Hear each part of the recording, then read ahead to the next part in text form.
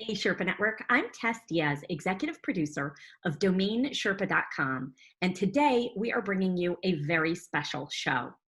Domain names create equality, open connection on the internet.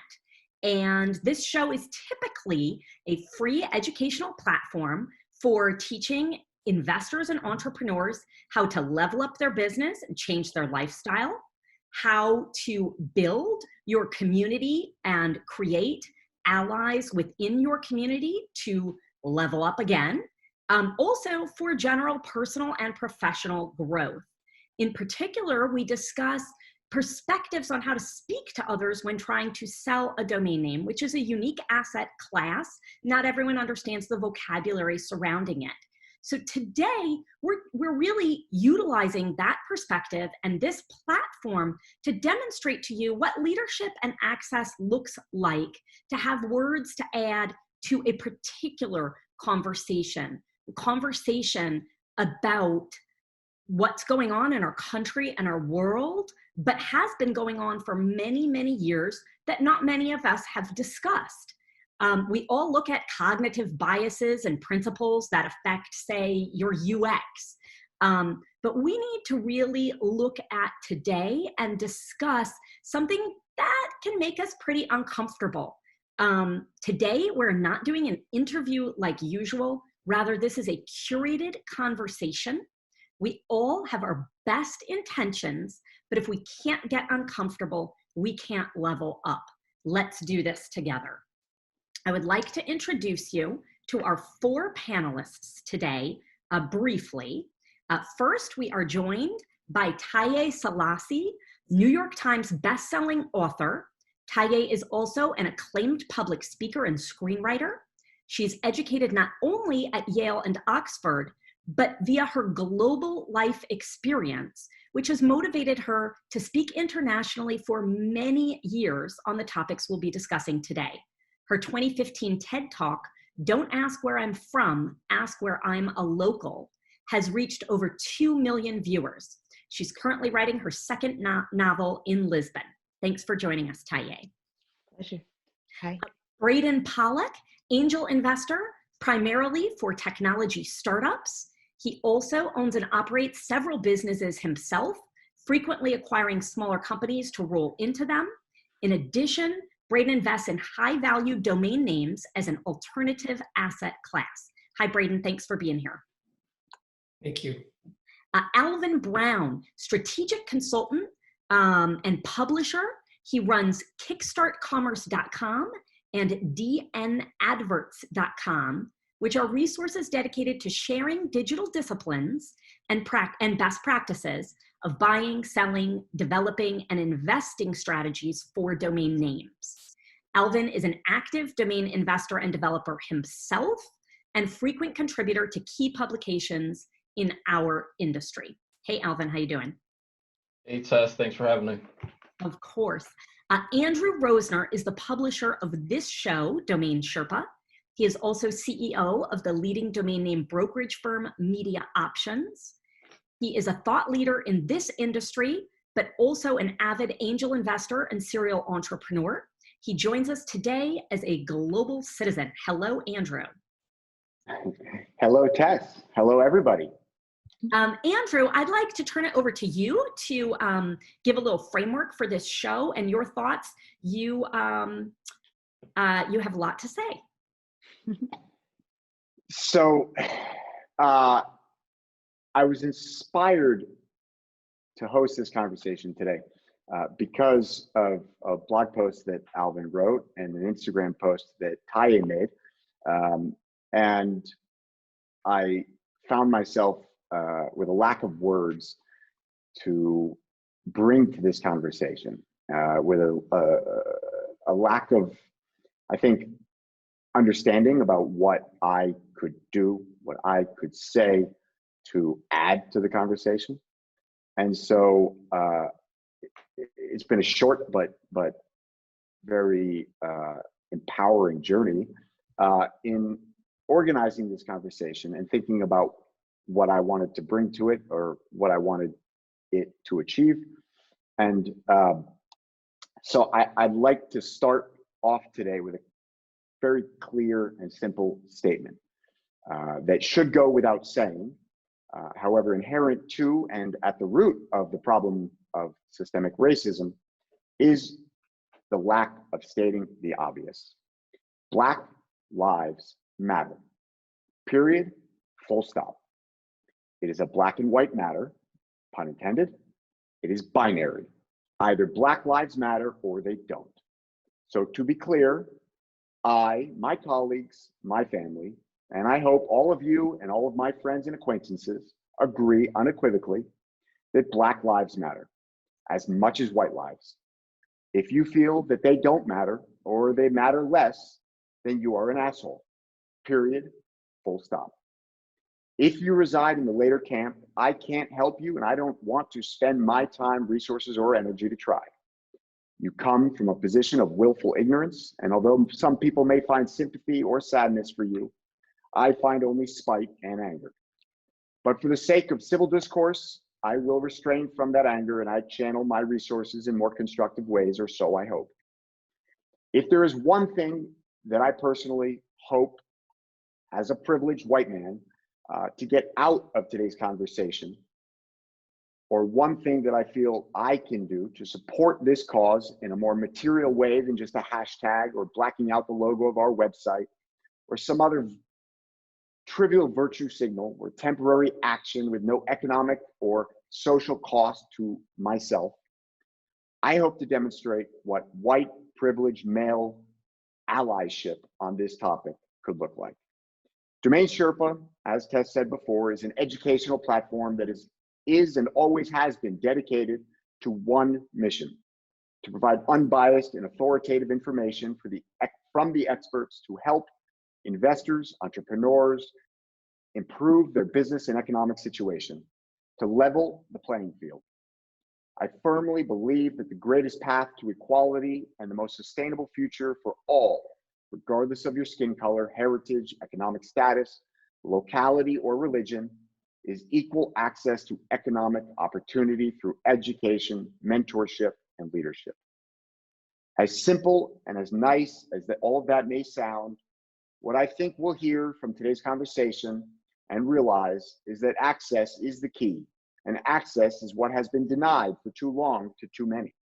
It is my belief and hope that the domain name industry offers an unparalleled opportunity, in theory at least, the world over for everyone to learn, develop, and economically gain no matter who you are. Domain names don't care what color you are.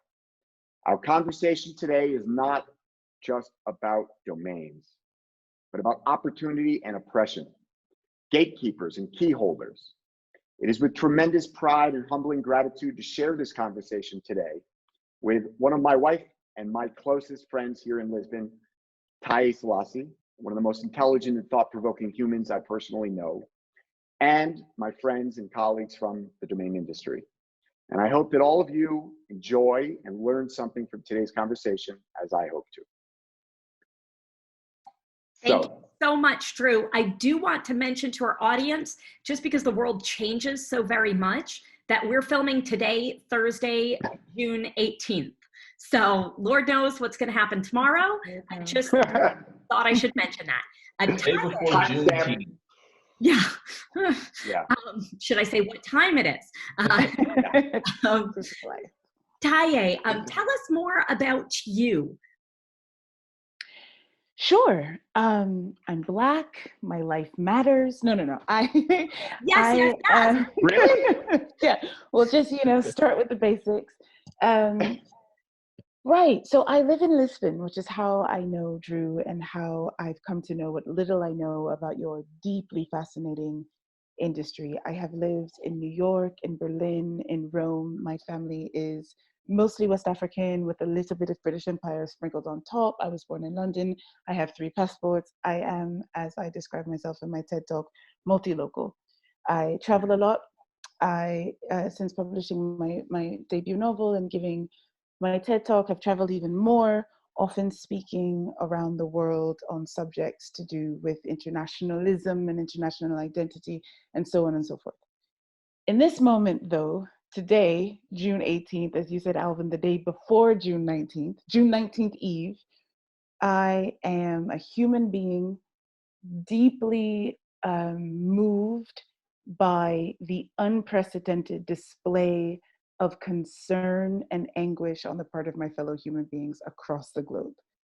I am heartbroken that it's taken this conversation so long to begin, but above all, heart-warmed and encouraged that this conversation has sparked off the way that it has. And so when Drew reached out and asked me the question that so many people are asking me at the moment, and I should say so many people in Drew and Braden's position, but also so many in yours, Tess, and in yours, Alvin, people just asking, what am I meant to do in this moment? I get that we are living through the twin unfoldings of a pandemic and a revolution. It's not easy for me to know what role I'm supposed to take or what position I'm supposed to play. And so when Drew asked that question, I was all too eager to engage. And so that's who I am and why I'm here today, to engage with that question. What can we do? What can you do in your industry? What can we do as human beings? What's expected of us, and what's the best approach we can hope?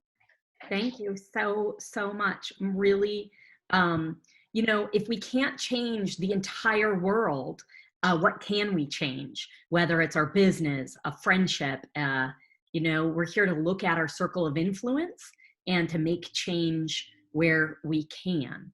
Correct. We're trying to change the world. We're trying to change some minds. Yeah, well, absolutely. Start somewhere.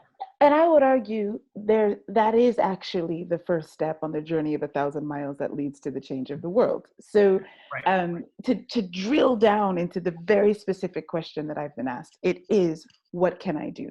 And my conversation with Drew began with an answer that I gave to one friend, and then to 10, and then to 100. And then I thought, right, let's just put this on my soapbox.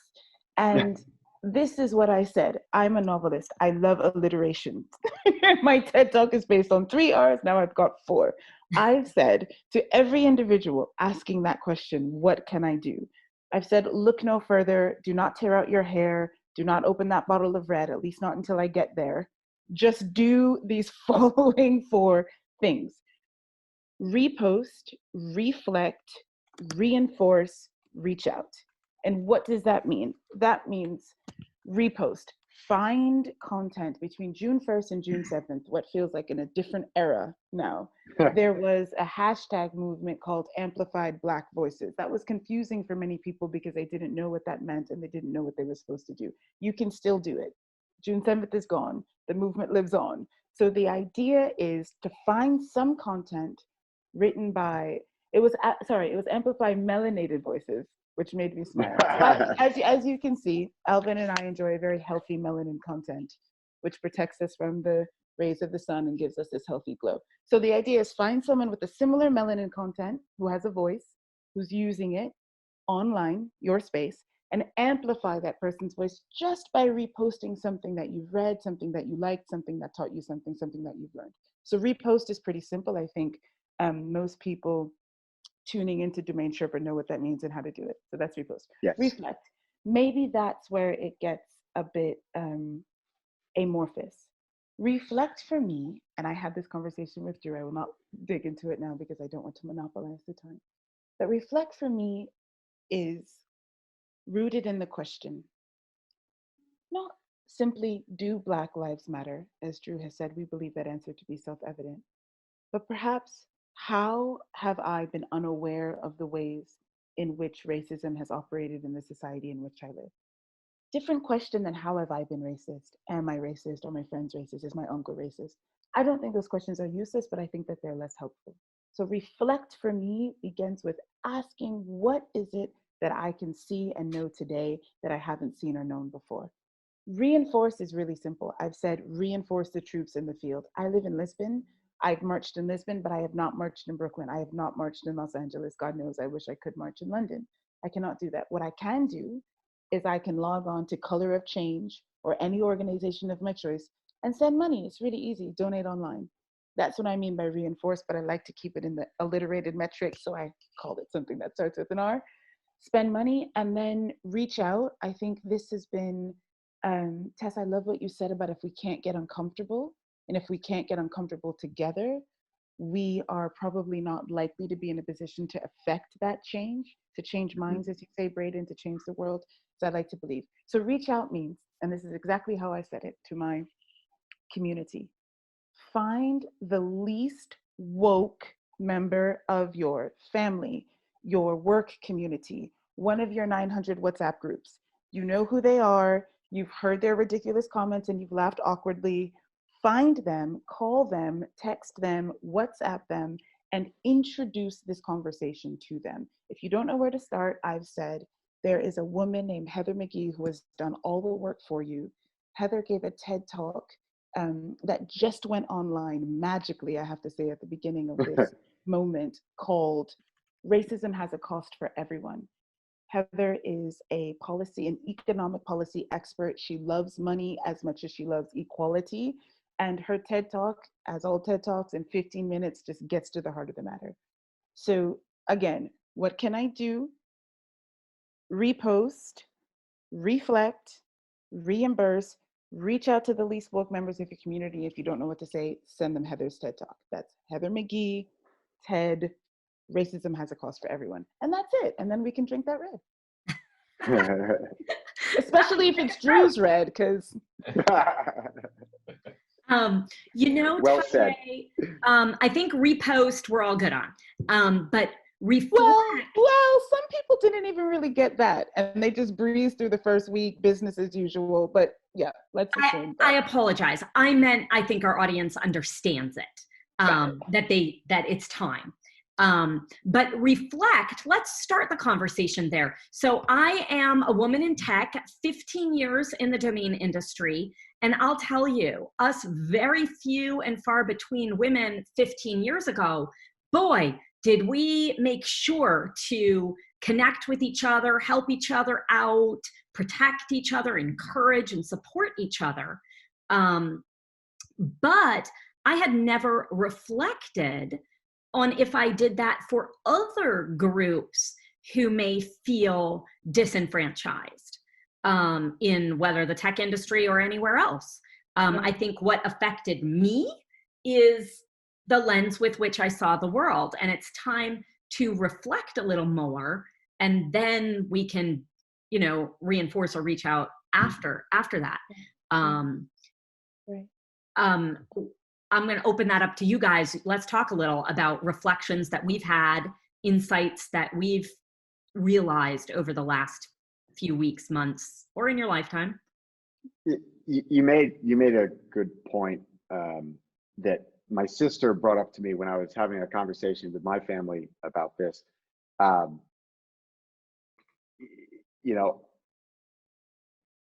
What she asked me a question. She said, well, you've come a long way from my background, and what was it that allowed you that opportunity? Who was it that opened the door for you? What were the things that allowed you to do what so few people do, which is climb a ladder? And that was a really powerful question for me personally. I actually spent quite a bit of time thinking about it. I didn't have an answer for her right away. And in thinking about it, I did come up with a couple of people that opened the doors for me, a couple of very specific moments in time, circumstances that had things gone another way, I probably wouldn't be here today. And so, in reflecting, and then that led me to, trying to think about this with empathy and thinking, okay, I've identified a couple of very key points in my timeline that allowed me this opportunity. I've identified a couple of people in my timeline that showed me the way, opened a door for me, made something possible that may have otherwise not been possible or may have been a lot harder to accomplish. And I asked myself, if I didn't change any other circumstances in my life, except for the color of my skin, would those opportunities have been awarded to me? Would those people have helped me? And the honest answer is no. And the honest answer, as I continued on that reflection and I started thinking about some of the horrific videos that I watch, the ones that make me so freaking angry, particularly as it pertains to police brutality and the criminal justice system, as I reflected on that, and I'm thinking to myself, if I don't change anything in my life except for the color of my skin, and I think back to not just those circumstances of opportunity, but also the circumstances of conflict and challenge, where would I be today? And the conclusion that I came to is I'd probably be fucking dead. I'd be dead. And I'm a hothead. Everybody that watches this, at least from the domain industry, knows that. I'm a bull in a china shop. I want what I want and I will get it. I don't care. I will run you down if you stand in my way. And that is a luxury. That is a privilege that I have as a white man. And I may have never in my life reflected on that until now. And so I think I thought about it, and it was like, okay, you know, I was 22 years old and I was driving up to Canada, to Montreal from Rhode Island in my brand new, this was the first brand new car I ever bought in my life. You know, I was single at the time, although soon to be married. I was making good money. I was in the fish business, selling seafood commodities. I was doing great. And especially for my age, I was far ahead of my peers. And I was feeling pretty damn good about myself. And I'm driving up to Montreal from Rhode Island. I got off of work on Friday afternoon early. And I'm supposed to meet my friends for dinner in Montreal for the Formula One races that weekend. And so I'm supposed to be up there by 7:30 or so to meet them for dinner. And I'm flying through the state of Vermont. When I come around a bend and there's a state trooper there, and I'm going 138 miles an hour in my BMW, and I get pulled over, and gun wielding state trooper comes to the door. And you know, I was semi-scared, semi-laughing to myself prior to the gun wielding state trooper exiting his car. I was like, what an idiot, you stupid idiot, what have you done? But I pulled over and I thought, okay, I'm going to get a really bad ticket. This is going to suck. And then I'm going to go meet my friends and have dinner in Montreal. This guy comes to the car with a gun. I mean, screaming, gun pointed at the window, at my face, screaming, put your hands up, slowly open the door, get out of the car. The moment I even cracked that door open, he flung the door open. He grabbed me, threw me on the hood of my car like a sack of potatoes, handcuffed me, put me in the back of his car, proceeded to search my car where I had a joint in the visor. And about 45 minutes later, he comes back to the car, opens the door, sits down in the front seat, and just starts breathing heavy. And I didn't know what to think. I was scared shitless. And this man, after really, I have no perception of time, to be honest with you, but after some period of time, turns, he was not looking at me. He turns and he looks at me and he says, I'm going to be honest with you. I thought you were going to be some gun wielding crackhead who was, he said, you were either going to be a gun wielding crackhead or, and this was just after 9/11 and we were going to war all sorts of ways. And he said, or you were a vet who was fleeing the country to go AWOL. And those were the two options that he presented me with. And he said, you don't appear to be either one. And so I'm confused. Why were you driving that fast? I've been a state trooper for 30 years and I've never seen anybody drive that fast on my road. Why were you driving that fast?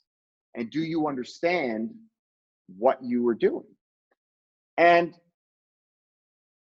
you know, I don't need to tell the rest of the story except for one part, which was he let me go. I got off with absolutely no consequences. I literally was given a ticket for, it was like a $1,500 ticket, okay? But the reality is that in the state of Vermont, I'm going more than double the speed limit. That's a felony. At a minimum, my car should have been impounded. I should have spent at least one night in jail. I should have gone to a trial. I probably should have been convicted. I would be a convicted felon. I would no longer be able to vote. I may or may not be able to continue to pursue the career that I was already in. And I may or may not have flown to Germany 2 months later, gotten married, and started this business and be sitting here with you today. And More that's than likely, skipping the part about the joint too. oh, all of it. I mean, but he actually, the reality is he didn't find the joint. I actually got incredible. He didn't find the joint, but yes. Maybe he was really heavy because he actually had found the joint, and that's what took him so long to get back. I didn't want to be the one to say it. Yeah, I thought that myself. I mean, did you find the joint is the question when you got back? Oh, I sure as hell found it. The moment I crossed the Canadian border, I found that joint. Okay. Let me tell you something.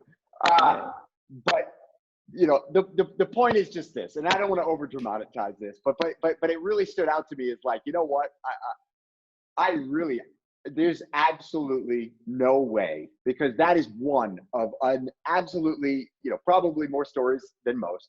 I have a lot of stories that are just like that, and the reality is that my personality, my absolute dead set belief in my personal sovereignty and freedom, the moment that somebody would challenge that for me, I wouldn't sit down. I wouldn't, as you so eloquently said last night, Ty, that a friend had said to you, put your head down and said, yes, sir. I wouldn't do that. And I would probably be dead. And that makes me angry because it's evident why, right? And so, you know, in reflecting, that's what I've sort of reflected on, is that, like, how did we get here? You know, I'd like to add to that because it reminded me very, very similar situation. I was in my 20s. I was doing 130 down the freeway.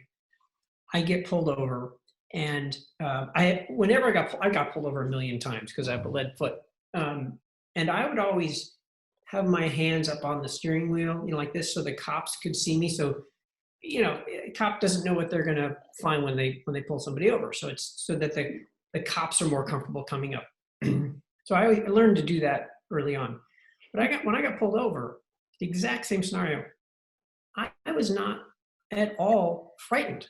I mean, I was pissed that I was getting pulled over, that I got caught, but I wasn't frightened for my life or that anything was going to happen to me. I just knew I was going to get a ticket. Now, the cop did read me the riot act, and I did end up in court, but because I was going so fast, but I didn't get arrested. My car wasn't impounded, wrote me a ticket, and I went on my way. And, you know, for a lot of people, particularly in the US, African Americans don't have that kind of experience. And I hadn't thought of that until just now hearing that story in this context, right? I had an entirely different feeling, an emotional experience going through that than other people would have. And it's because of my white privilege. It leads to different behaviors too. So if you're worried that you might be dead in 10 minutes, then you're going to be sweating and shaking, and then all of a sudden that's suspicious, and it just kind of, you know, self-perpetuates. Yeah.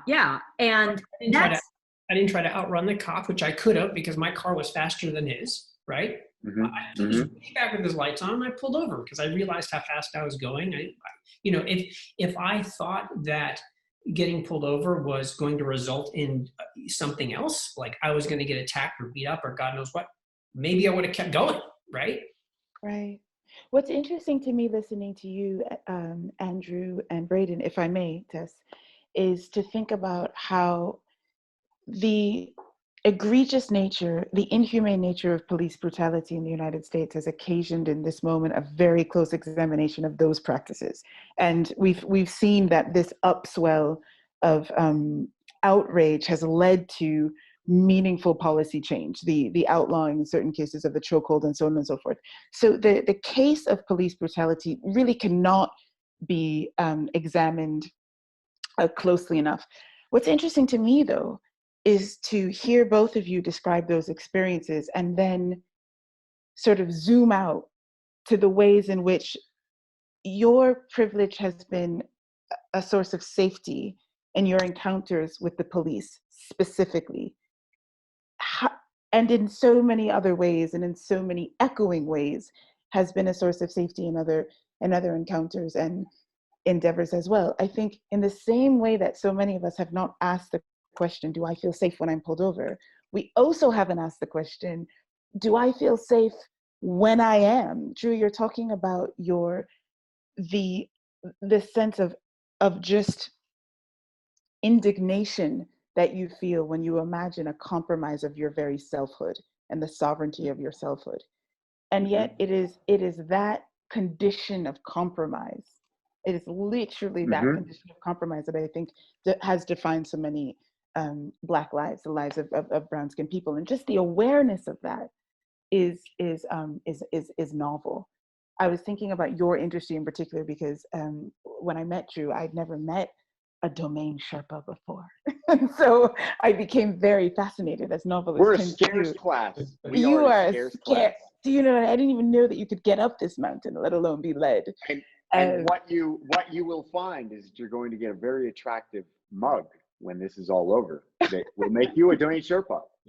Thank goodness. Please donate that mug to colorofchange.com. But anyway, so what was fascinating to me when I discovered the domain industry was something that Drew said very early on in our friendship, which was the thing about domains is that nobody knows what anybody looks like.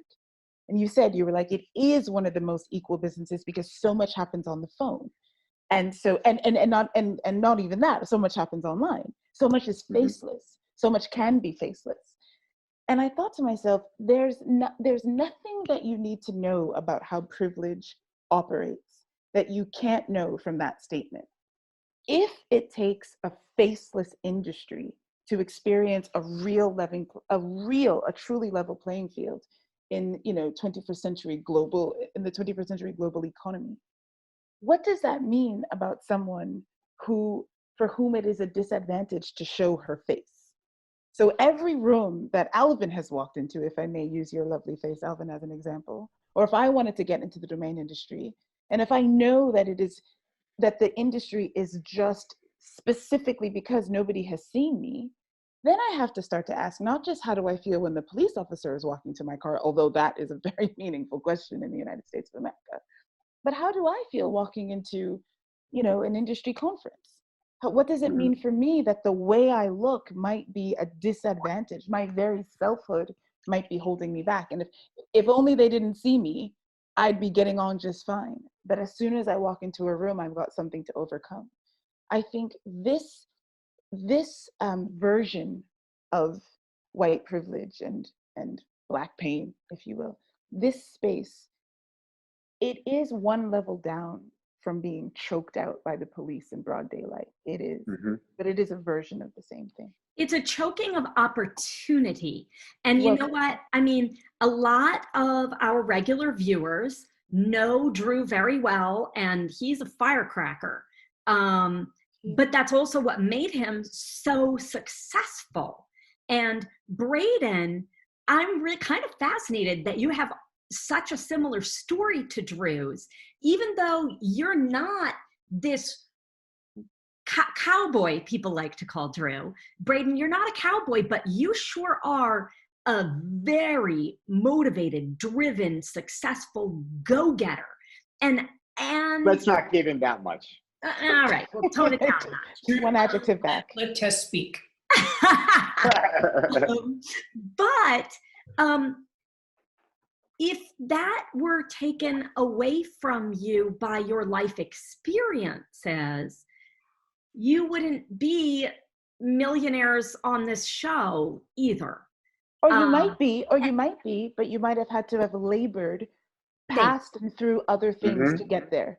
I mean, now that you look pretty comfortable, so I mean, it looks like you've gotten to where you needed to go. But I'm assuming that you've had to climb different mountains, and I think that's the conversation that we're beginning to have.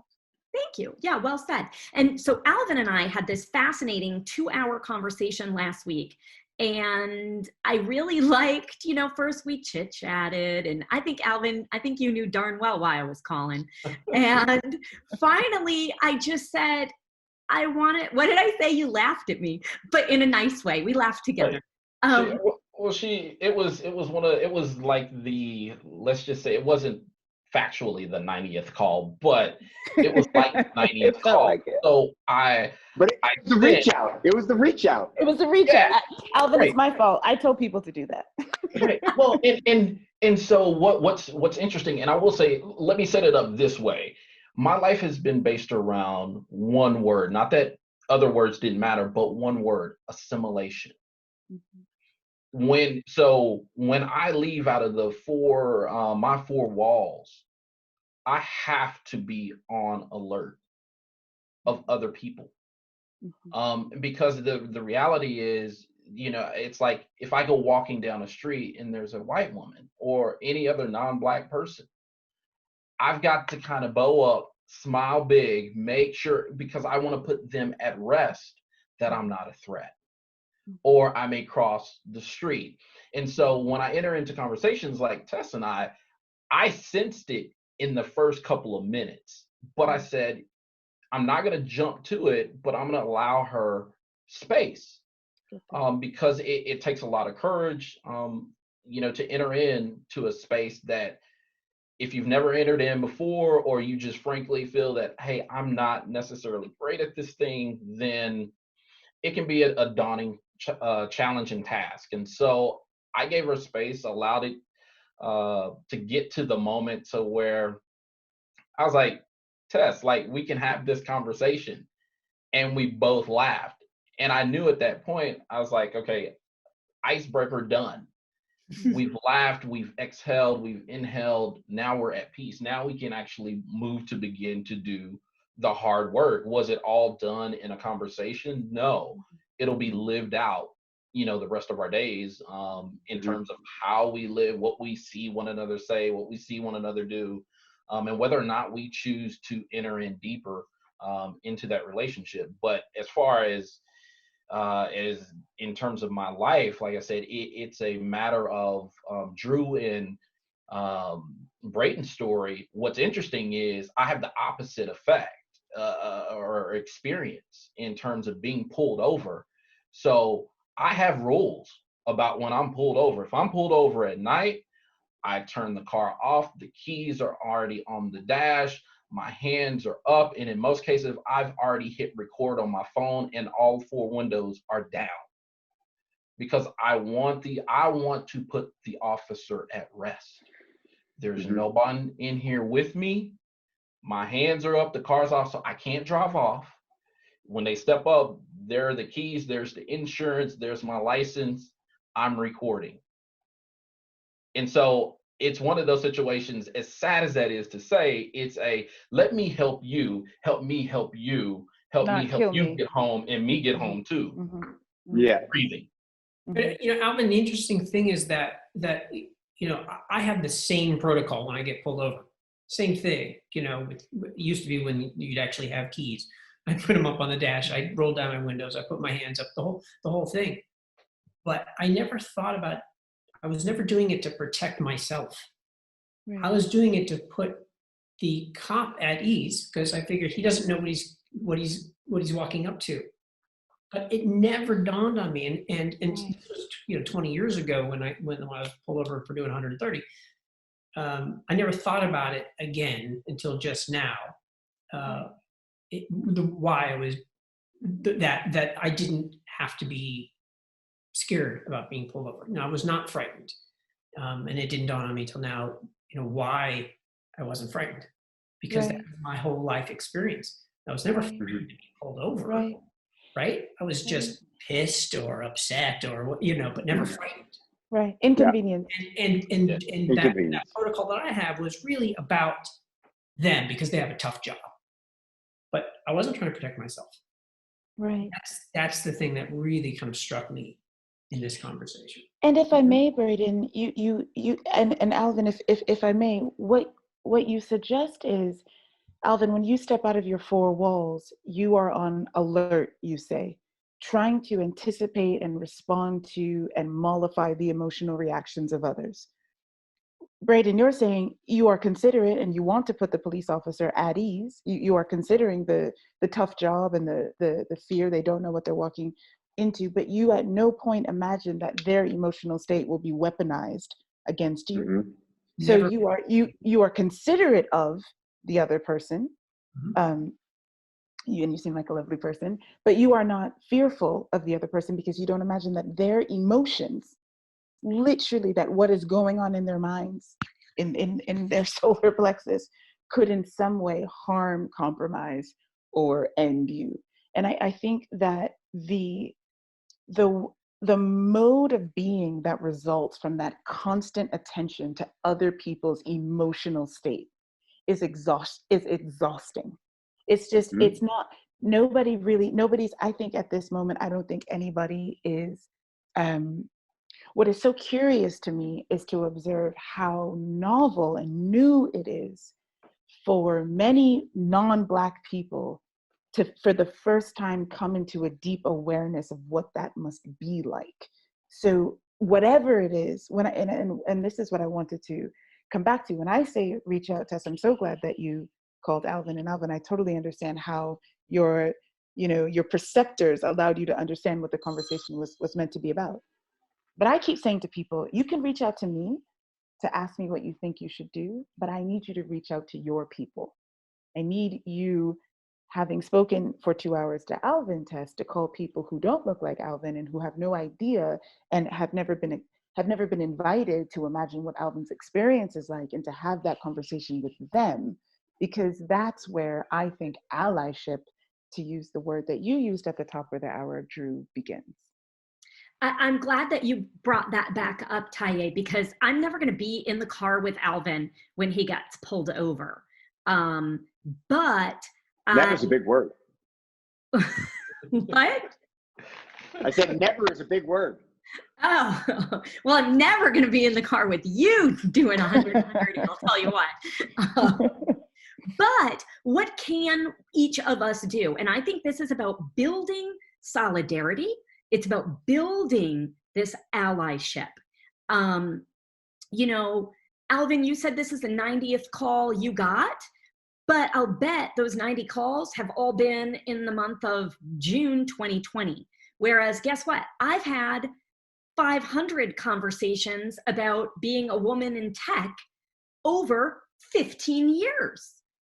This conversation has been happening. And certainly, the Me Too movement made a lot of changes, brought up a lot of conversations, but this conversation should have been happening for a lot longer than 15 years. I mean, this conversation about Black lives and experiences. But hey, fine, let's get it going now. If you've never made that phone call, make one now. If you've never reached out, reach out now. And let's see where we can build solidarity. What, Drew? I had again in this, when I called the various members of my family, just talking about this, thinking it through, and both of my sisters actually had pretty relevant stories, one more personal than the other. The oldest of my two sisters is married to a Black man, has two mixed race children, beautiful children, my niece and nephew, and her husband was in a Rite Aid with the two children, and a big fat white woman came up and grabbed the kids from him and said, I'm calling the police because these aren't your children, and that was in the last 2 years. And she did proceed to call the police, and she physically grabbed, physically took the children. I mean, didn't, but yes, physically intervened, took the children, and told him she's calling the police. Started yelling to the CVS woman to call the police, which they did, and it all got resolved. Nobody was shot, killed, or ended up in prison. But that is just a mind-bending thing for that to happen. That you're in a Rite Aid with your children, and just to be clear, the children are very light-skinned. One kid is basically white with a blonde afro, and the other one is, you know, like with a good suntan, right? But the point isn't that. It's just that, like, well, I'm just making that point to at least say it doesn't make a this difference. white woman was I have a confused. friend, she has red hair and blue eyes, and she 12 years ago adopted a boy from Nigeria, and certainly no one's ever called the police on her. But on top she's of white, that, kid's black. the police came. Like, I would Weaponized think emotion. they would call the police and they would be like, well, he says it's his kids. Get over it, lady. But hold on. It's not actually the point I wanted to make. The point I wanted to make was to the point of this conversation happening now. And it was that I never heard that story from my sister.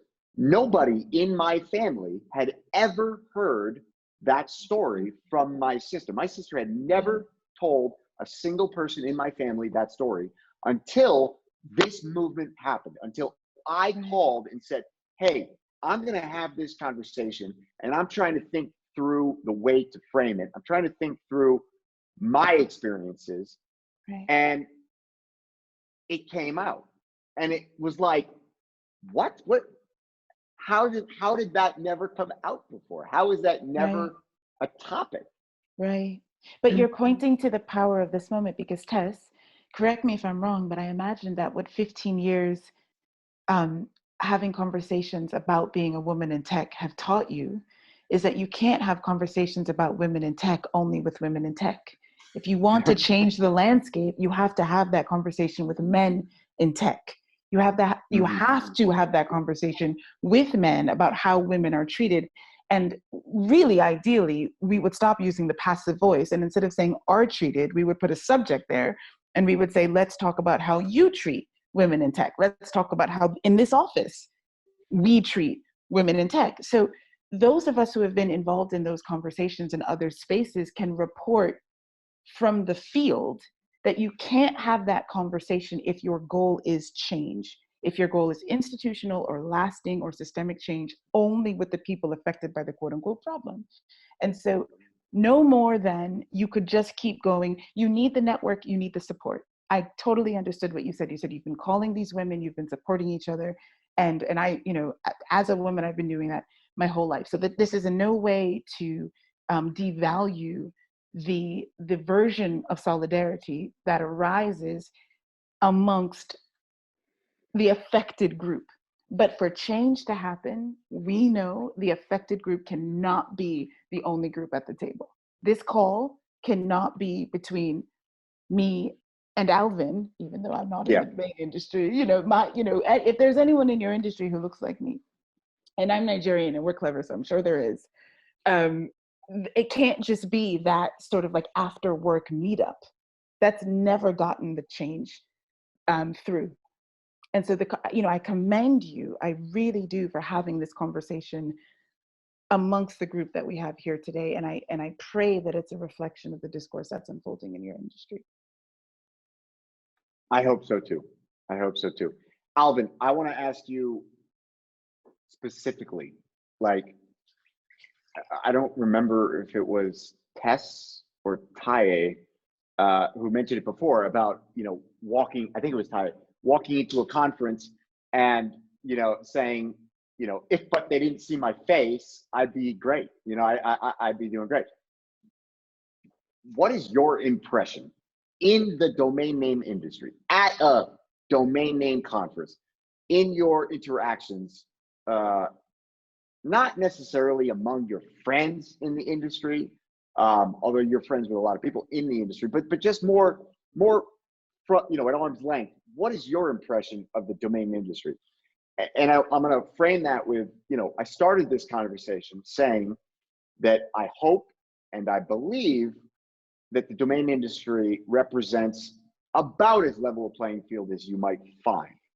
And I'm sure there are others, and I'm sure there are better, but in my mind, as a privileged white man, you know, it is a relatively level playing field, simply because it's digital, simply because I'm in Lisbon, you're in Austin, he is in, you know, California, she's in Phoenix, we're all over the place, and quite frankly, it's rare that we're all coming together. It's rare that we're seeing faces. It's mostly done by email, by phone, and auction platforms, right? So there is, with that context, and with my belief and my hope that we are on a level playing field, I kind of want you to gut check me and be like, no, man, you're not even seeing it. Like, this place is super racist, right? I don't know. I only have my perspective, right? And I'm super open to being told that I am wicked wrong. And if I am, let's have a conversation about what we can do to make it better. And these are the questions we each should be asking in our own industries, in our own businesses, in our own companies. Braden, what were you going to say? In our own lives, not just in our lives. Like, that's the question we must grapple with is, if I ask you, who have you had dinner with? Mm-hmm. And it rolls off your tongue. Well, I had dinner one black person in the last, like, the fact that you could count. I'm like, it should not be at that point. So it's a matter of, I go, yes, I love the industry. I loved all those things. But let's just get back to humanity, person to person, how we live our lives. Are we living in such a way that is inclusive? Not that you're going to condone certain things, about someone, but you're getting into relationship with them. You're working through the challenges, the issues, the experiences. You're building solidarity and connection intentionally to create change and growth and a new future. And you're stretching yourself, not only that other person, but you're stretching yourself to see from a vantage point that you may not otherwise ever would have, entered into or even allowed to pass through your thought process. Yeah. Now, to answer Drew's question, in regards to the domain industry, it's interesting to hear from that side. So from this side, nothing, and this is nothing against Dan.com, so please don't take it as such. But I don't show my profile picture on Dan.com. And these are things that I have to weigh. Now, a lot of people will go, okay, well, wait, that doesn't make any sense. Why would you not show your picture on Dan, but yet you have, this blog in an industry, you're quite visible, you're on the show right now, you're doing things that are visible. And the reality is, I understand that not everybody that buys a domain is from this industry. So just to back up, so Dan.com is a place where you can sell domain names, which there are lots of other places, but this particular place offers you an option to show your picture. And you feel that it is in your financial best interest to not show who you are, that may impact how the negotiations go in trying to explain the value of an asset to someone. Certainly. That's really alarming. I mean, alarm is not even the right word, but that's revelational to me, right? Like the fact that was a conscious decision, that's even a part of your life, that you go to list your domain names just like I would in a marketplace, and you have to make that conscious decision of, am I going to post a profile picture? Like that's very profound to me. That's like, I don't know. I don't have words. I actually don't have words for that. And that's having a blog, a pretty successful blog. Podcast, having visibility. You're clearly a subject matter. You're like, it's not. But when it comes down to transactional moments, it's, buy or not buy, pay this price or pay that price. And you're saying, look, I got my picture of my black face up on this domain name. And this dude's like, oh, that man doesn't need that much money, and he's gonna come in with a lower price. I hear exactly what you're saying, and that's fucked up. That's really crazy. I don't really have words for that. That's crazy. That has never crossed my mind, and I highly doubt that it's ever crossed Braden's mind when he was, posting a domain for sale. No. And I consider myself, I don't want to say expert, but I understand marketing. And, there are times to put your face on something like an email signature or a business card, and there are times not to. But it never crossed my mind whether or not someone was white or black or brown or whatever. I've considered male female from a marketing perspective, but that's all. And frankly, it's a sad state of affairs. It's really unfortunate that Alvin, that you would even consider that. Yeah, it's wrong. I've seen on LinkedIn, you get like particularly in the domain industry, you get Indian developers and domain sellers, and they'll post a picture of a pretty white girl because they get better traction with that, which is also kind of unfortunate. I've seen that, but I mean, to be African American and not put your face up. I've become racist against pretty white girls on LinkedIn, straight up. For that reason that Brady just laid out. Like I will not accept friend requests or whatever connections on from pretty white girls on LinkedIn, because they turn out to be not pretty white girls. In the end. But I think this is what I mean about the compromise of selfhood, because Alvin, I looked you up a bit before we got on the call, and you just have such an impressive profile. The fact that you can't fully leverage that, who you are, all you've done, what you have to say, all you know, the fact that you are compromised in any way in your, and I say compromised by external forces, and then internally that you hold back. And it's something that is just so familiar to me. I was thinking, shocking to Drew and unsurprising to me when I moved to Lisbon, which is how I got to know Drew and his wonderful wife. We have a mothers group, an expat mothers group, so a WhatsApp group, but nobody on that group, I didn't think really knew who I was, and I made that same choice, not to put a photo, and even I will say never to use an ethnically appropriate emoji. And when I was doing that, I thought, why am I not using the brown prayer hands that I use in every other version of online discourse? And the reason is I knew very specifically from my brown-skinned mother friends that this isn't a community of mothers. I like to think that these are people who are predisposed, if any such a thing exists, to goodness, but still there's a bias. It's, she's a brown mother, so, her children's issues might be different than mine, or there's a difference, there's a barrier. And not wanting that, for 1.5 years, I just did not get to use, I am just an overuser of emojis, and I had to not do that. And it was ridiculous when I thought about why. But I never lost the sense that the obligation was not there, or that the benefit was merely perceived. That never went away. And so what we're asking is, just at the gate, just at the outset of the conversation, we're asking, how do we become aware of what it's like to have to be compromised in these ways, number one? And then how can we begin conversations in our world about, if we're not ready to ask, how do I change that? That's daunting. At least we can ask, how do I see that? Well said, yeah. And I'd like, Taye, what you said about, go ahead, Braden. I would argue that Alvin, you should be putting your face up, and Taye, you should be using your brown prayer hands. Because I feel like, and look, I fully admit that I'm speaking from a place of white privilege. Okay, let me put that out there. But really? I hadn't noticed that, Braden. Could you talk more about that? Be leaning in.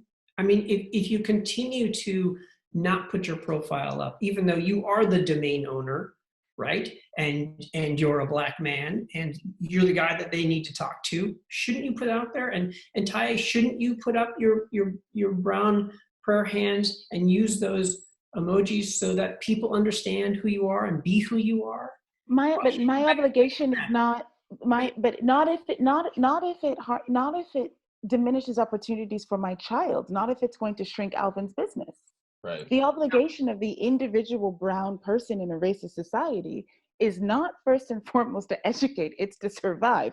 And then it becomes an act of resistance to thrive. Once you're doing that at a fairly consistent and, you know, self-satisfactory level, I'm thinking like Obama, Oprah, then I feel that you can like start Jordan. leaning in, Jordan, you know, then, and perhaps only then can we start to imagine that you are anything like obliged to take on the additional work of education. So after my child's needs are met, after my questions have been answered, after time has gone by, because remember I said I did this for 1.5 years. Now I have outed myself as a brown mother, the only brown mother in this group. These people have also stumbled across my TED Talk. I mean, this is the silliness of it, that my last name wasn't on there and eventually they found me. And of course they're like, oh, but this mother, you know, her talk's been viewed by 3 million people. Of course I can take seriously her mothering advice, but it should not have to be that. I feel very strongly that Black excellence should not excuse, or we should not rely on Black excellence to mollify Black oppression. If we can avoid it, many of us do. Black excellence, baby. Let them see. Yeah.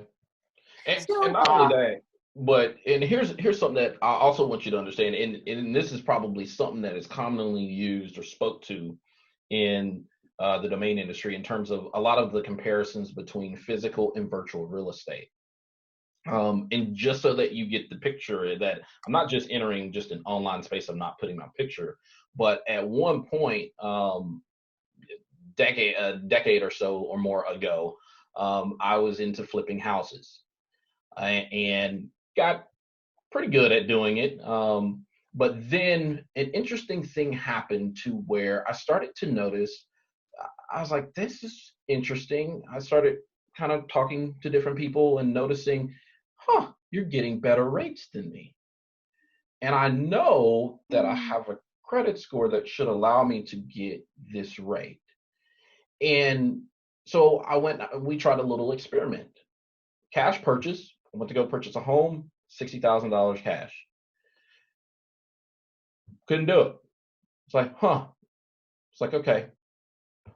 I go send a friend in who's white male. He gets it, buys it, comes back. He says, here's your $15,000. We deed the house from him to me. Yep. And that's how we did business from that day forward. Yep. Send a friend. And so when you talk about Send a friend. surviving, that brings on a whole new definition. And I go, if these are the rules that you're going to place upon me, you better be sure and certain that those are the rules you want to play by, because Lord willing, I get an ally on my side, as my friend was, and these were cash purchases. Right. I'll send him in. Right. And he couldn't believe it. And that's where the rest of us come in. So, you know, Alvin, you have built this incredible career for yourself, but what Taye was saying, you're not able to fully leverage it as much as other people on this call could. And that's where it's our role to have conversations and to find, where can I support and create change. Even Drew, earlier you were saying, you know, some of this makes you angry, and anger is a motivator for change. And whether, I mean, like right now, I literally felt sick when you told that story. I can feel it in my stomach. That's disturbing. Yeah. But then we do something with that. And if we don't know what to do, it's because we need to get on the phone and say, you know, I think my words to you, Alvin, I was like, I want to talk to you, but I don't know how. Right. And we both just burst out laughing. I said, what do you mean you don't know how? You're talking to me right now. And I kind of played into it, because it was just like, I understand you're comfortable, but let's stay in this moment for a minute. Yeah. I'm here for you. I'm not going to bash you. We're going to get through this together.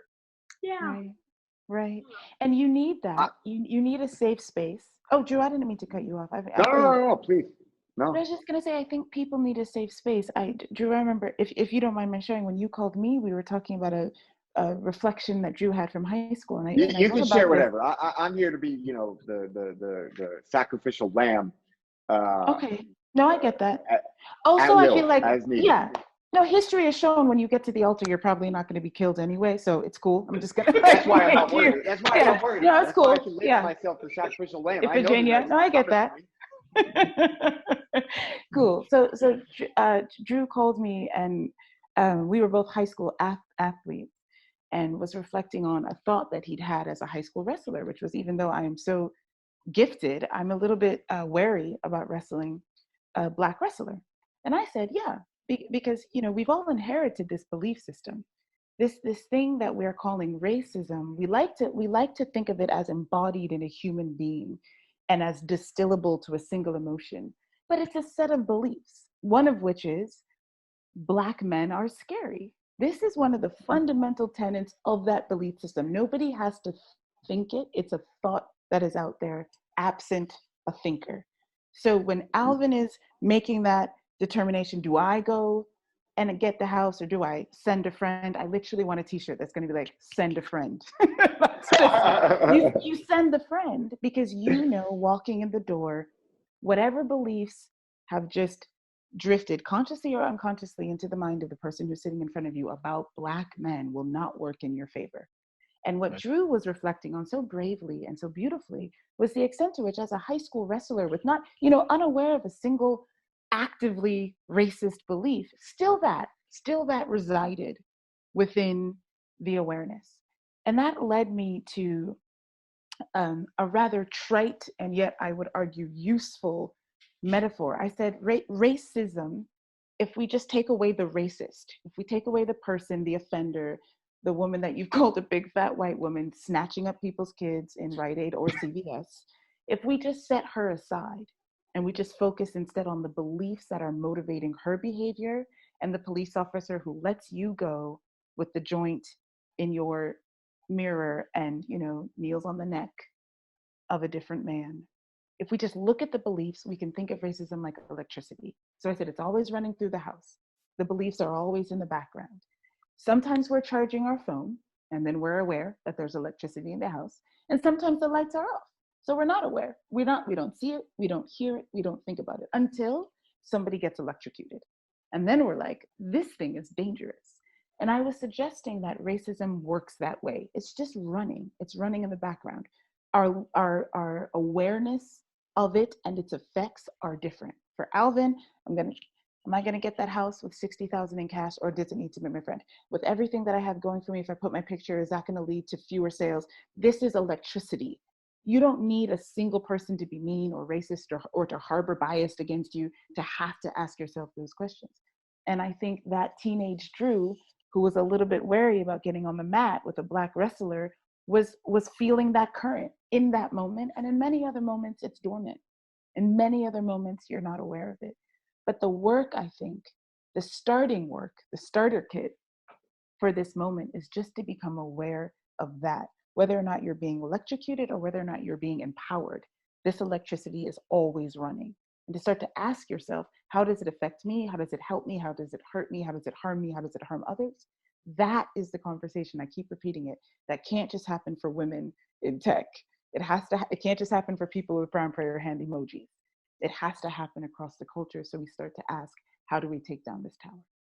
So on that note, so we call that implicit bias, right? And so I want to, for the viewers, I would suggest taking an implicit bias test, which Harvard has put one online. It's implicit.harvard.edu. And I think it's called the project, Project Implicit Social Attitudes. And you can go in and it's free, and you just answer a bunch of questions. And what it'll show you is your implicit bias, because we all have it. We all have it. Super cool, fascinating. Yeah, Thank you for pointing that out. I really would like. I'm sorry, I spoke over you. No, I was just repeating the address, implicit.harvard.edu. Have you taken the test, Braden?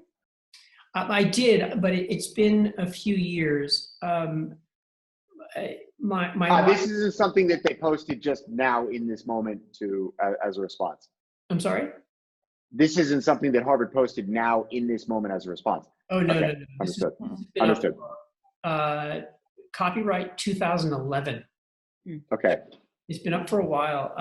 I learned about it. My wife wrote a book a few years ago. Suddenly the title of the book escapes me. It was about, oh, Jesus. But do you know her Sorry, birthday? Lisa. Do you know your kids' birthdays? Suspicion Nation. So while you're thinking about that, I just want to add, Suspicion Nation. Suspicion Nation. And she wrote a lot about implicit bias. This is just after the Trayvon Martin case. And so, I read her book and was there every day as she was doing her research. And I learned a lot about this at the time. It's kind of opened up my eyes to this problem, which, I just didn't realize was as much of a problem because, I don't consider myself racist but I certainly have these implicit bias, as we all do. Yeah. Yeah. So I would like, not necessarily right now in this moment, but it's like, I really want to understand where did that intimidation come from? Because that story, Ty, of my, being a wrestler and being intimidated by wrestling Black wrestlers, it's really nothing that I even thought about since that time until this conversation started, until we were, I was trying to think about my biases, my inherent biases that I'm not aware of. And I tell you, I've been thinking about it since you and I talked and I told you that story. I've been trying to think about it, like, where did that come from? And I don't have an answer. And so it's like, I have a problem with that because you can't fix something if you don't know the source of the problem. And so, you know the source of the problem, Drew. You just can't name scale. In a grander scale, you're absolutely right. It's out there. It is electricity. It's a great analogy. But what about in my very, very specific life, right? I grew up in Barrington, Rhode Island. It's, there was like 4 Black kids in my school out of 400. I was in a very white community. I didn't have a lot of exposure to Black people other than going to New York with my father, traveling, whatever other things. But in my little world, in my little community, I didn't have a lot of Black exposure.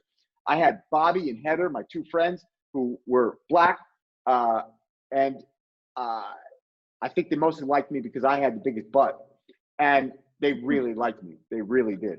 But and that right there, that little joke is also a little bit of an implied bias, right?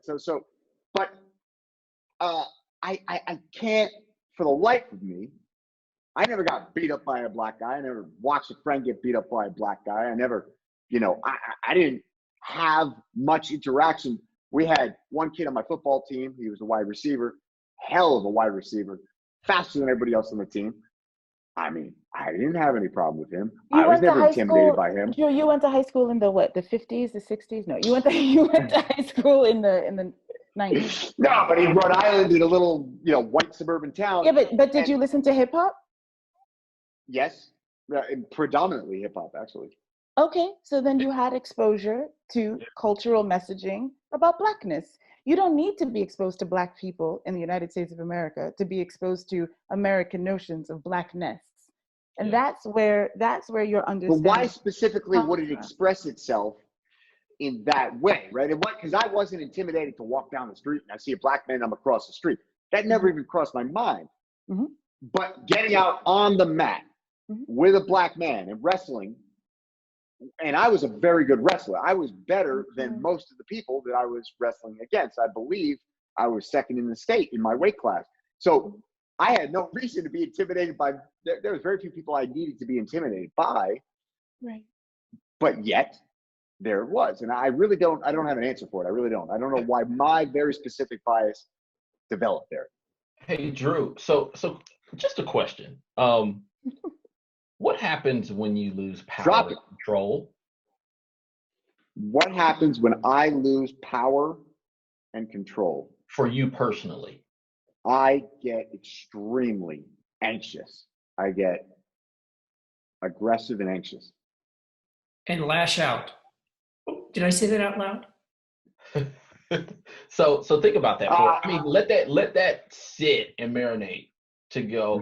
What happens when I lose power and control? Because somewhere in the midst of this, there is a fear. Absolutely. That fear is, if we boil it all down, that's what it is, right? It's like, so what the part I don't understand is again, coming my very, very, very, very, very, very unique, specific, maybe not unique, but specific situation is that, you know, I consider myself like an apex competitor. I live for competition. And I think very much in the way that Michael Jordan would tell you, that if he were playing in an all-black league, he wouldn't be happy. He doesn't want to win in an all-black league. He wants to win. He wants every person who considers himself the best basketball player on the earth to be on the court with him, regardless of what color their skin is, so that he can demonstrate that he is the best goddamn basketball player on the face of the planet. And I kind of feel the same way in most of the things in my life. Is I want to achieve something great, but I want to do it. I don't want to do it because, you know, I don't want to do it I don't want to use the word advantage because I have an implied advantage. You don't want any competitors excluded. You want all competitors. Exactly. You want all competitors to have access to the field. Yeah. Exactly. Except not in high school and not in that moment. But again, that's the thing I'm trying to get to. Is like, is it so Alvin, to your question, why should I get out on that mat and feel that I'm going to lose power or control, particularly if I feel that I'm a better wrestler? So let me ask a question with the question: why should I leave my home to enter out into a world that I know that I may die? Well, because you have to live your life. I mean, otherwise you might as well just hang it up, right? I mean, sorry, ask that question again. So I mean, think about this. Why do you said, why should you why do you have to? Why do you? Those are two different questions. Why do I? So here, and this is beyond just the industry in and of itself. Why do I keep living, going out these four walls, knowing that I'm entering into a world that I may not come back home to? The answer to that for me is a matter of not the George Floyds, not the Breonna Taylors, not the Ahmaud Arbery's. Great, that's good, but for me it goes deeper than that. For me it goes deeper to a point of there are stories that never have made it and will never make it to the light of day. Yeah. Of folks who have died. So my wife is white, her family's from Alabama. I've not been one time. And at least of right now, I plan on going. Why?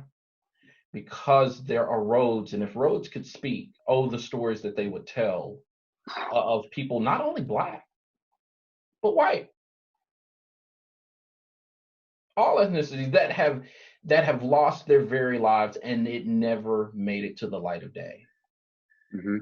The Equal Justice Initiative today posted a report highlighting 2,000 lynchings from the Reconstruction period up until I forget what date that were not previously known. These were unrecorded lynchings. 2,000 additional people who were lynched, whose story we never heard. Who you know, that's just such a I mean, and that brought it, you know, that brought it to like 7,000, 6,000 something. And it's like, that's just so crazy, right? We aren't so far removed No, from the 20s, no. 30s, 40s, 50s. Like, we aren't so far removed. And to a certain extent, and I think we said this the other day, but this device right here, for a black man, Changed everything. oh, Lifesaver. this is my lifesaver. Mm-hmm. I'm only one of these away from someone either catching my death or making a fool of myself. But if we didn't have these, because a lot of people say, well, why are these shootings and everything? It seems like they're happening more. No, they've been happening since the beginning of time. And unfortunately, they will continue. But here's the thing, they're getting before our face a lot more clearer and in greater frequency. Was it Will Which is Smith a who great said analogy. racism isn't getting worse, it's getting filmed? Right. I think It's not getting worse, that's it's the getting way he filmed. put it. That's it. Fact. But what you're Racism, responding to. hold on, let's say that racism isn't getting worse, it's getting filmed. That's Yeah. a great statement. And look at this. Some people are incriminating themselves. The Ahmaud Arbery case. And that wasn't a Absolutely. black person that did that. No, it was not. Oh. And so that's why, to a certain extent, I'm like, man, it's the fact of this device is bringing it home, and then you couple it with a pandemic, and we have nothing to look at. That's the other side of the story, is when you take away sports, when you take away gambling, and everybody's at home, and the next thing only thing that you really have is social media, and we have millions of reporters that are out there. Yeah. Well, now the chickens have come home to roost, so to say. Right. And now we're no longer distracted by anything else but the issue at hand. Right. Mm-hmm. And Right. we're ripe for change. Right. And just figuring out. And I think there's this really weird frustration. Like, I've seen some great memes or sayings that I can't remember about the pandemic and how the most powerful thing you can do is sit on your couch. But that is a powerful thing, right? But the innate frustration that comes with that, and then you put in front of everyone this other festering problem, and it really creates this moment of hopefully some inner turmoil and some opportunity to figure out a creative way that I, in my life, can impact this problem, can contribute somewhere to a solution. So, I mean, what I'm seeing as my key takeaways today, not that I'm trying to wrap this up, I'm just trying to bullet point it out and see what else, is definitely, I love your 4 R's. I think that this conversation has been heavy on reflection, and that's really valuable. Let's see if we can move into, like, what can I do today? I can pick up the phone and call someone.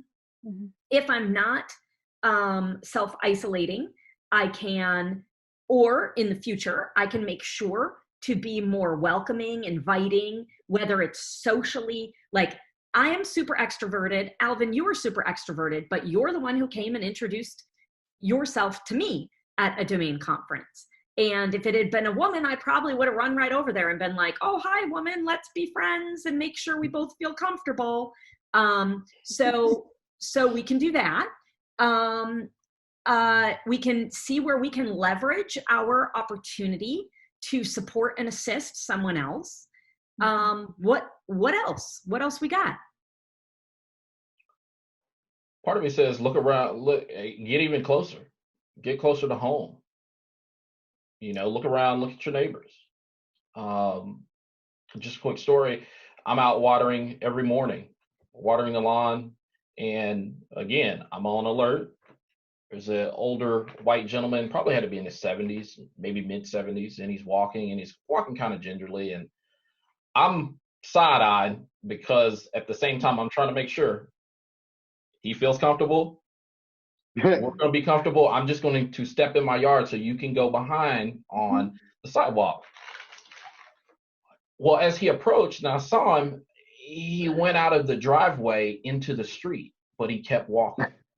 And so as he's going to go behind my back, I side eye, but I have a rule, again, playing life by rules, 50-foot rule. He gets within this 50-foot radius, I've got to kind of bolster up, smile, good morning, how are you?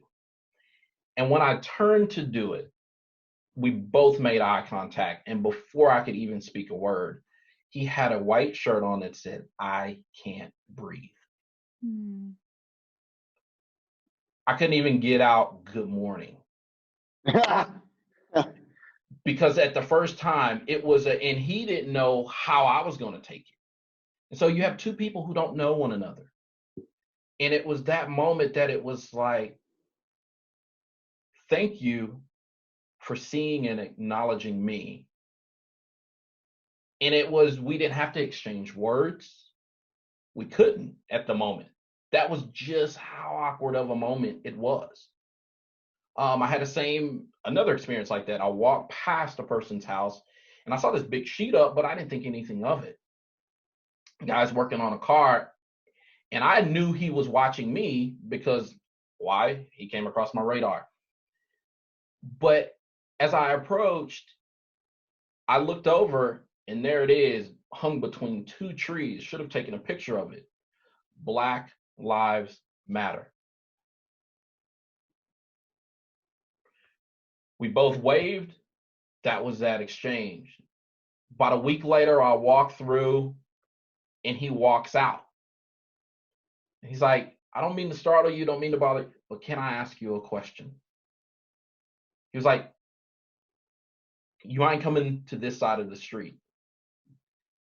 And it was that notion of what are we going to do to say, hey, can I ask you a question? Either will you come to this side of the street or I'll come to that side of the street or we meet in the middle. And it's these things that are debunking, because as much as it is from the other side, it's also from my side of these types of interactions and experiences are debunking the rules that I've had to play by. And so as much as I'm wanting to ask from the other side, I'm also having to debunk some of these rules and myths that have been held probably my entire life. And so all that to say that there is work on both sides, but I believe that it starts closer to home, starts within our families. It starts with inviting people over for dinner. Our monthly neighborhood, we have a monthly dinner. I can tell you every last one of my neighbors, first name, last name, at least 10 houses that are around our house. And we invite them in. Some of them are different, eccentric, unique, whatever you want to call it, a bit different, a bit touched. I don't know. But what I do know is we're getting to know one another better. And there are certain times that things do come up and they say, you know what, when I first met you, I really didn't know about you. Or I held this preconceived notion about or supposition about Black people. But you help to change me to see in a different way. Those two. So I hope this conversation helps everybody that's watching it to just see in a little bit of a different way. I mean, honestly, that's it. It's what you just said, man. It's like just see things a little bit different way. I think it's also important that because of 400 years of oppression and the disadvantage that Black people have faced and the tremendous advantage that I have faced, I think that it's really simple little things to extend a hand. And I think that, you know, Ty made a point before that was very strong, which is that there's absolutely no obligation for any Black person to get out and educate, that is a luxury that comes with survival first.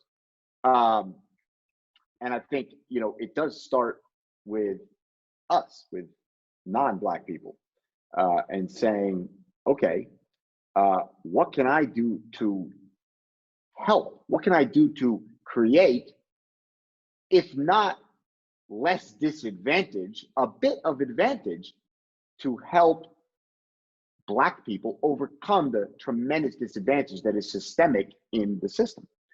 And I think each of us has a different answer for that, but I think all of us, every single one, can do something, you know, whether it's invite that black guy over, black family over for dinner that you just ignored because you didn't know how to approach them. You didn't know about them. You were a little uncertain about them, as your neighbor was with you. Or you know, going up and introducing yourself at that conference, right? Or whatever. I mean, you guys are going to have better ideas certainly than I do. But I think just the concept of like, all right, you know, we've been playing with a tremendous advantage. Let's do a little something, each of us, to help overcome the disadvantage that you all face.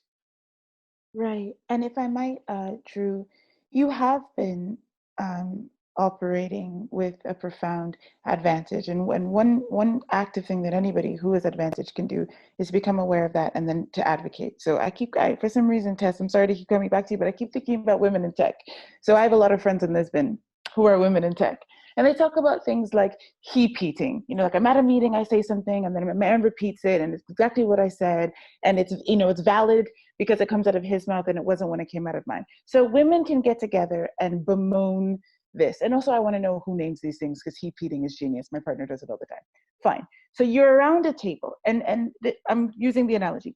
What can a male advocate in that space do? A male advocate can say, what you just said, Bob, Tess had just said, and I just want to make sure we acknowledge that it was Tess's idea. There are these simple ways that in any one of these spaces that the person with the advantage, with the access, can become an advocate. And it can only happen, though, with awareness. You have to be aware of the pattern, and then you see it happening and you say, you know what I think we just did there? Not wanting to blame anybody, not pointing fingers, just acknowledging that I think I just saw X. Can we move past it? Very, very easily done. Moment to moment, meeting to meeting, call to call. If you can't walk into the meeting yourself, can you be the send a friend? Can you say, you know, do you need me to walk in and get that 60,000? You might need more than 60,000 because if you have 10 neighbors at your house, I don't know how big your house is, man, but whatever, you know, can you be that friend who can go forth? So you can be an advocate in a group space, always. There's never a moment when you can't do that. You can ask, can send me, I'm your friend, send me. You can do that. You can have the conversation with people that you haven't had conversations with before. This leading light for me, I just invite everybody on watching this to go and do Harvard's implicit bias test. I know I will. I've also said, please watch this TED Talk, Racism Has a Cost for Everyone, because it comes to the last thing you said, Drew. You said we've been advantaged. Actually, in the United States of America, all Americans have been disadvantaged by this shit. It is true that white people have enjoyed privilege, but the entire pot has gotten smaller because of this logic. You mentioned, and this is the last thing that I'll share because unfortunately I'll have to go soon, but you mentioned, Alvin, you point to the vagaries of the housing industry. The big economic collapse that we just suffered in this country in many ways was occasioned by predatory lending, but predatory lending itself was motivated by racism. None of us gain from this. None of us are getting out of this with all that we could have had. None of us are living the lives that we deserve because of this. So I think that reframe, because I couldn't resist another R, that reframe from thinking of it as we're advantaged and you're not. I think it needs to be, I am much more advantaged than you are, but this problem is holding all of us back. The issue with the bank and the loan, I mean, Alvin, your position was, you know, send in the white friend and, you know, get the better rate. My position would be, it's time to sue the bank, right? I mean, that's just where I come from. Because the thing is that by sending the white friend, the practice doesn't change. You get the rate that you want, but they continue doing this. And this comes right back to what Taya was saying, is that it's not, the onus isn't on them to do. And look, I would have probably argued the same as what you're saying, Brandon, but I think that's part of the bias that you and I hold, which is that the onus isn't on them to make change. The onus is on them to survive and do what they need to do to accomplish what it is you and I do so easily. Or if you have a lawyer in your family, you know, you donate the services pro bono. There are lots of ways to get it done. But I think that the creative conversation is to say, this has to stop. We all agree that this has to stop. What am I holding in my hand that I can use in the service of that outcome? And Is the it one I wanna, in however many people that happens to, who has the life, space, and resources to sue, when we see that, we repost it, we discuss it, we bring it to awareness and make sure that it's not framed just like the Me Too. I just feel like the Me Too movement and women in tech is super relatable. Not that it's the same, but people who are like, well, I'm not affected by this Black stuff, but they know we're all affected by the women's stuff, and this is a much bigger problem. Anyway, I kind of forget what I was saying. So let me say this, Tess. So I agree I agree with Braden, but I also have to play this out too, right? So even if we do go after the bank in this given situation, even if we do go after the bank in this given situation, the person the bank was in the family of the person who was over the city. Isn't it always? So again, I'm having to play out things in my mind, not to say that it was right or wrong, but this is about life or death. Even if I go and sue him and I win, I may find myself on that dark road or dark alley with a bullet in my head or back. So these are the things that I go, I may win, but did I really win? Now, that being said, it would have been a loss back then. Today's climate, a little bit different. I go, if that is happening today, by all means, like let's lawyer up. But even then, in some cases, some people will lawyer up and go, let's see how much resources you have. Right. Yeah. We'll wait it out. We'll drag this out until you go bankrupt. And that's what I wanted to say. I just want to, before we move on, I just want to clarify. These are contingency cases. Mm-hmm. To the bank, it doesn't cost you. You don't hire an attorney hourly. They take it on contingency. Okay. Right. Just so all the listeners understand, that's the way that works. Correct. That's a good clarification. Yeah, and for everyone else who is not suing, to know we have the power to repost and to have the awareness. Just because one person had the time, energy, and resources to sue, this happened to this many people that didn't. And that's why it deserves our attention, our motivation for change. It's not a 1 in a million problem. It's a daily problem. I wanted to say too, in the bullet points, I missed one. Drew, you mentioned you just called your family and you had conversations with your own family that you had no idea about. And Taya, you talked about reach out to your WhatsApp group, to your whomever is in your circle of influence, or look for, I actually slightly, maybe I'm more looking at it from efficiency. You said call the like worst person. And I'm like, actually call the middleist person. Or what the heck, call them both.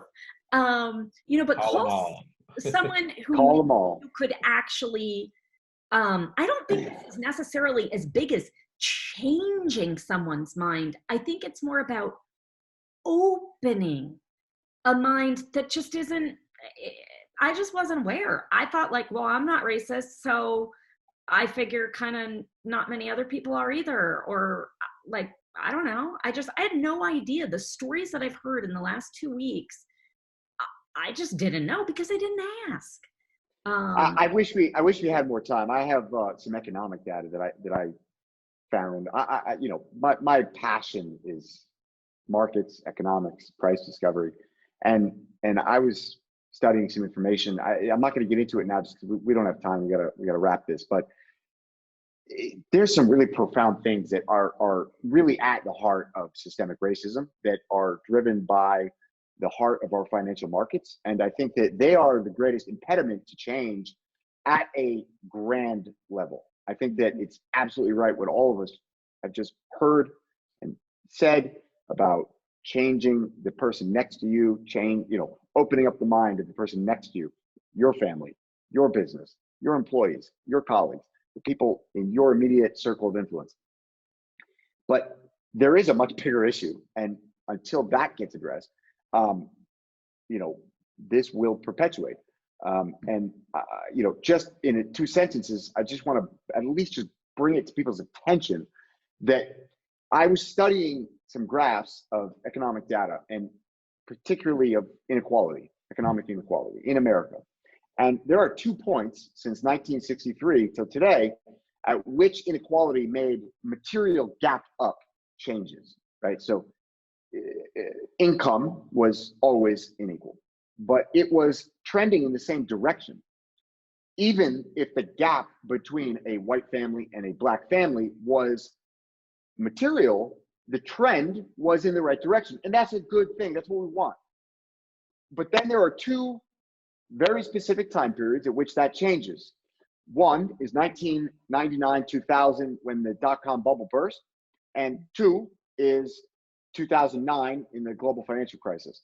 And the reason for those major systemic changes it went from a 30% income and wealth inequality in 1963 to a 700% wealth and inequality today between the average white family and the average black family in terms of wealth and income.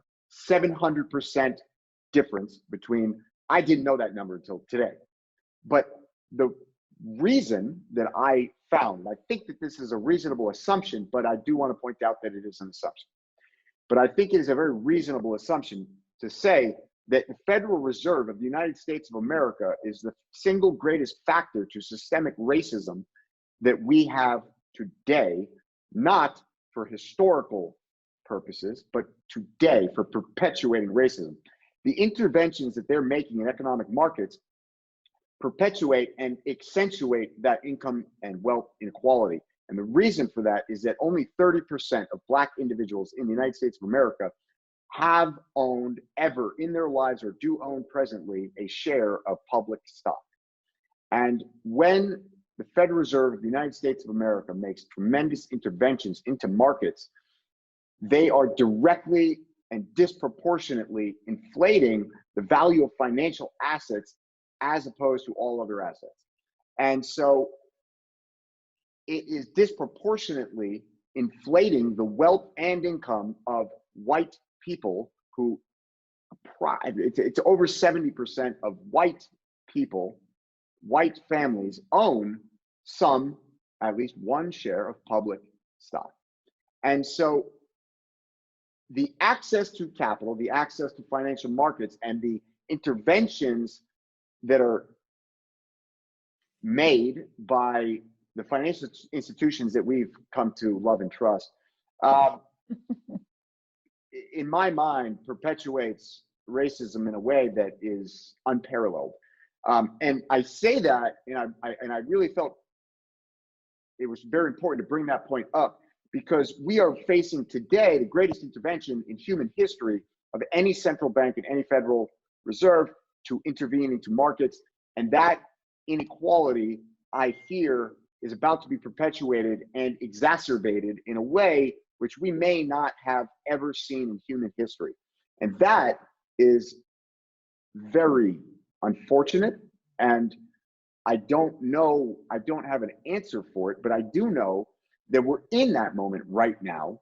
And I do know that with that knowledge, at least we can be conscious about it and we can think about it. And maybe there is somebody who receives this message that has an idea about what can be done about it or has the power to do something about it. But there is an absolute, unequivocal, clear demonstration of inequality in wealth and income, which is ultimately the underlying factor in all inequality and racism. And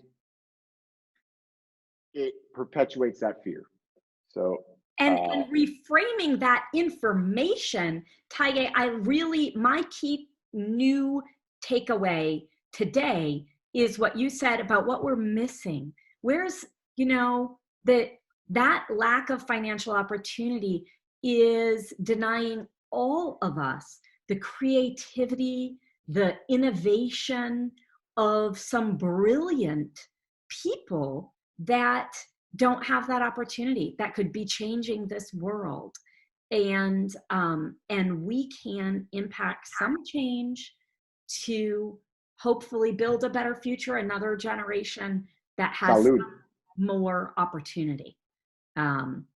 Does anybody want to say some closing remarks? I'm just so happy that Drew decided to end on such an upbeat note. I was really looking for that kind of like swell of hopefulness. But Right. no, I'm really glad you brought in the economic piece. I was just going to invite you, Drew, if you could distribute some links so your viewers and myself can educate ourselves a bit more on that particular Absolutely. point. We'll The absolutely put them in the show notes. the TED Talk that I was referencing, this is the last thing I'll say, really, really makes that point about how American economic policy is so bound up in this ideology in a way that has not really, really strengthened the country. And I'm glad that we are sort of ending there, because I think it is a very powerful point of departure. Thank you. Yeah, it does. It has a cost for every one of us, and we can do something to impact change, big or small. Alvin, thank you so much for being available to all of us, and the 90 phone calls. Keep it coming. Braden, thank you so much for being here today. Andrew, this was such an important idea. I so admire you taking the time and the risk to bring this topic up. And Taye, wow, you are a beautiful, brilliant human being. Really appreciate you dropping into our community, and I really respect and appreciate how many other communities you're doing this for as well. Brown prayer hands. Oh, I did it at the same time. So thank you, Drew, Tess, Braden, for making space, making time, being willing to go out there on the line, and put your lives at stake, put everything at stake, all the relationships, your ventures, whatnot, out on the line. I will say to our community, to any community, to all communities, that at the end of this, I don't know that this is much about right or wrong as this hour is about life and death.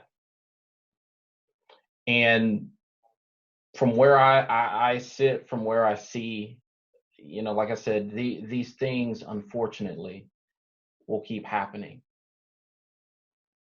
But the reality is this, and here's the hopeful part: only we who are still breathing and living can make that change.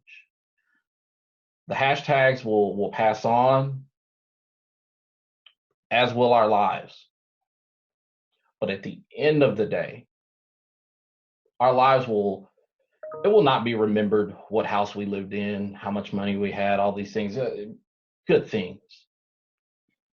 But at the end of life, it will be who we helped, how we were the bridge to the next generation, how we were the bridge to those who were disenfranchised, those who didn't get the fair shake. And while that, I'm not saying that from a standpoint of color, I'm saying that from a standpoint of humanity. Let's open our eyes. Most importantly, let's open our hearts to be the change that we want to see, to be the change that we need to be.